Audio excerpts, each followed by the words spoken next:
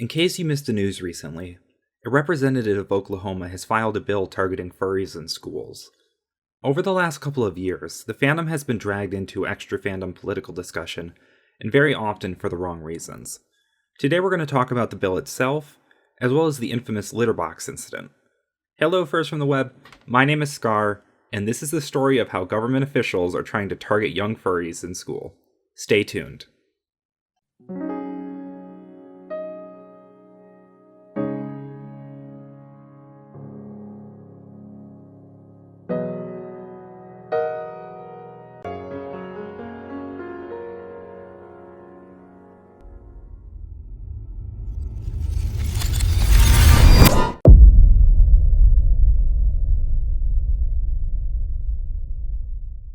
The United States is at a very politically divided point in history, to the point that it has become involved in almost every facet of life for many people. In the late 2010s, the furry fandom entered a political war against the minority of right-wing members in the community. A large part of this was the beliefs held by these right-wing individuals often resulted in bigotry against large numbers of furries. It's a political party that has waged so much against the rights of LGBTQ people and non-white races. For this reason, many members of the community felt attacked or undermined in their right to equality. As a result, there was a massive push to remove these people from the community and off of any platform they might have had. This war was more or less over by 2020, with the discourse falling off in place of more imminent issues such as COVID-19. Even if the fandom's political war has come to an end, the political situation in the United States, and some cases the world, is still very tense. Over the last couple of years, furries have been brought into the spotlight again as an extra fandom talking point. Whether it's litterboxes in schools or a bill to ban young furries from attending school, we've returned as a topic to the mainstream once more. This video is going to talk about what has happened with these rumors and the new bill, why they've happened, what impact they might have on our community, and what we can collectively do about it. In December of 2021, the Midland Public Schools District in Michigan was hosting a Board of Education meeting. A member of the community, Lisa Hansen, went up to the podium to give a speech to the board. Her speech was primarily about the COVID-19 Test to Stay program, a system related to COVID-19 and kids in school. She starts instead by addressing a rumor that the school district was keeping a litter box in a unisex bathroom for kids who identified as cats. I have a speech prepared to read regarding the Test to Stay program and how unconstitutional it is, but I need to address something else, not just to you as the board, but to parents and grandparents and taxpayers in our community. Still wrapping my brain around this a little bit, but yesterday I heard something and I was stunned. And today I am equally stunned and a little bit upset. Well, not a little bit, a lot of bit upset, furious. I would even use that word, but I want to talk about the fact that, and I know this is going on nationwide, so it is not just for this board, but our community needs to understand that the agenda that is being pushed through our schools is, just my opinion, but somewhat nefarious when it comes to some of the activities. So let's talk about furries. It was addressed by a child a couple months ago that they are put in an environment where there are kids that identify as a furry, a cat or a dog, whatever. And so yesterday I heard that at least one of our schools in our town has in one of the unisex bathrooms, a litter box for the kids that identify as cats. And I am really disturbed by that. And I will do some more investigation on that. I know it's going on nationwide. I know it is. It's part of the agenda that's being pushed. I don't even want to understand it. But I think that people need to be aware of it because I am really upset as a parent that my child is put in an environment like that. And you know, I'm all for creativity and imagination, but when someone lives in a fantasy world and expects other people to go along with it, I have a problem with that. So I'm just putting that out there. I will investigate more. But as far as the Test to Stay program, Footage of this meeting ended up posted online as is normal for some municipal government functions. This clip was shared around online as fuel for a few different politically driven people. Michonne Maddock, a Republican woman, shared it on Facebook, perpetuating the idea that kids who identified as furries were being given a little litter box to use at schools. Libs of TikTok is a right-wing Twitter account run by Shia Reichik, whatever, that posts and makes fun of LGBTQ people and other left-sided content. They repost the clip to Twitter in a now-deleted tweet, claiming in a rather dramatic and misleading fashion that schools had been exposed for such claims. These posts gained a fair amount of traction, including news outlets reporting on them. This rumor was debunked by the school district, but it would be perpetuated by various Republicans over the following year. In March of 2022, Senator Bruce Bostelman mentioned it during a law debate. He would later apologize after learning it was debunked. It's called something called furries. If you don't know what furries are, it's where school children dress up as animals, cats or dogs, during the school day. They meow and they bark, and they interact with their school, with the teachers and that in this fashion. And now schools are wanting to put litter boxes in the schools for these children to use. In October, Lauren Bober of Colorado reported, quote, "They are putting litter boxes in schools for people who identify as cats," unquote, at a formal lunch event. Joe Rogan also mentioned it on his podcast. Ready for this? My friend, his wife, is a school teacher.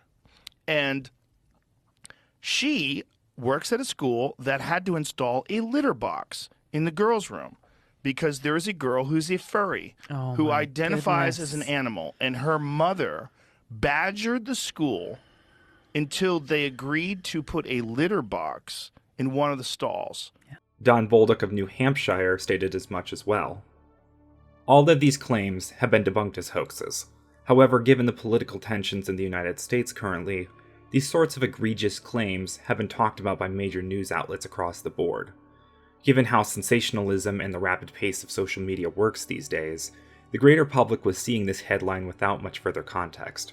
Furries, as a whole, are still very rare in their cultural awareness. For many, these sorts of claims might be the biggest association they have with the furry community. This creates a dangerous circumstance where subconsciously, people are going to have a negative perception of the community, no matter how irrelevant these sort of hoaxes are to the fandom at large. This is nothing new to the furry fandom, as we have been on the receiving end of bad publicity for decades. It is certainly some of the most widespread coverage that furries have seen in recent history, though. Ultimately, it harms the collective goal to repair the unfair reputation the community has garnered. I will reiterate that these claims have all been debunked as hoaxes, but it's put the fandom on a path as being a political discussion point. There has been a bill gaining a lot of attention over the last few days as of the time of writing. The 2024 Oklahoma legislative sessions are on the horizon, and thousands of bills are being filled with the hope of becoming law. A Republican House Representative, Justin Humphrey, filed a bill that targeted student furries in the school environment.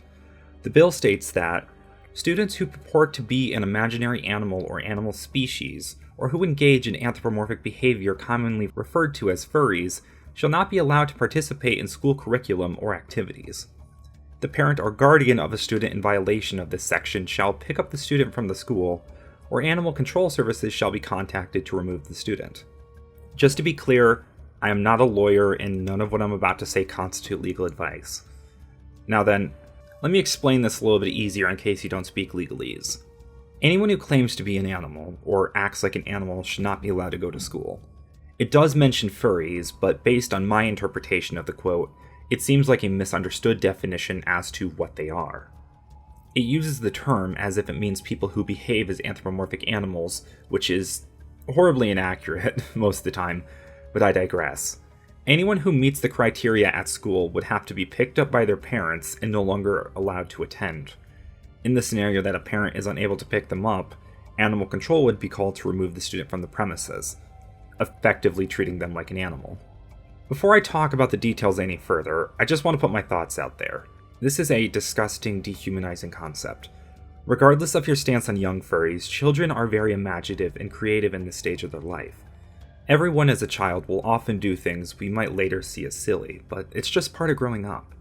Threatening this kind of system against kids who pretend to be animals, furries or not, is honestly more likely to harm than it is good. So to clarify right away, Does this bill actually target furries?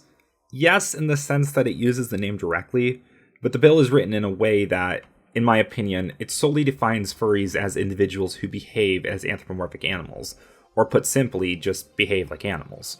So, in that regard, also no. But in the court of public opinion, where this is likely going to have the most impact, it doesn't exactly matter. The proposed criteria are more fitting of therians and otherkin, a term used for people who identify as animals or mythical animals respectively. In my opinion, the likelihood of this bill passing is next to zero. It violates the First Amendment's freedom of speech. If it was passed, this would be extremely harmful to kids across the nation, both in the fandom and out. The bill, even if unlikely to pass, is still making waves in the mainstream though. Furry fandom, for as large as it is still quite niche in the public conscience. Most people have either not heard of the community or have an ill-informed idea about it. For our generation, a lot of this comes from internet culture and some high-profile dramas that have transcended our social bubble. There's also the likelihood of people who are more likely to encounter fringe members of the community whose personal interests don't appropriately reflect the greater fandom as a whole. For the older generations who aren't as integrated online as us, the large amount of bad media coverage from the 2000s has left a poor image of who we are in the minds of many. Over the years, the furry fandom has tried to undo some of the damage and improve our reputation. Progress has been made, but only so much can be done at the micro scale. Furry being talked about by the big press, with the only context being litterboxes and kids thinking and acting like animals, means that's the only association to be made from this.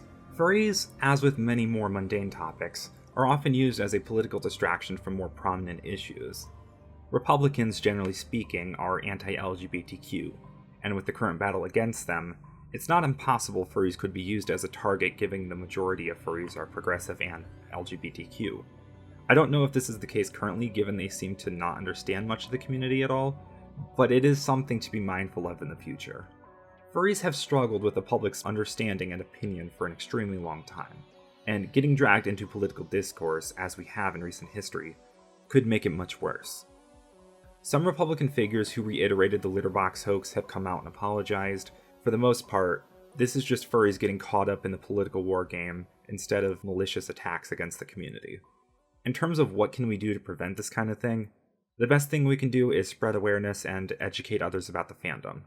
And, if you have the stomach for it, get politically involved. It's quite possible that the prevalence of the Litterbox rumors from 2022 led to the creation of this bill. The real concern is if it will continue to make furries a political talking point in the future in a similar way to video games or, drag queens. For now, let's keep an eye on the road ahead. Until next time, guys, stay tuned.